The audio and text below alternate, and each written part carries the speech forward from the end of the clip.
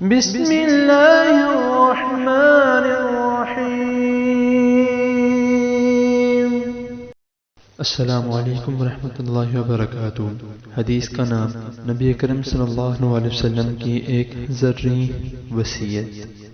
حدیث عن ابی ہریرہ رضی اللہ تعالی عنہ ان رجلا قال للنبي صلى الله عليه وسلم أوصيني قال لا تغضب فردد ذلك مرارا قال لا تغضب رواہ بخاری۔ ترجمہ: سیدنا ابو ہریرہ رضی اللہ تعالی عنہ سے روایت ہے کہ ایک شخص نے نبی کریم صلی اللہ علیہ وسلم سے عرض کی مجھے وصیت کیجیے۔ آپ صلی اللہ علیہ وسلم نے فرمایا غصہ نہ کیا کر۔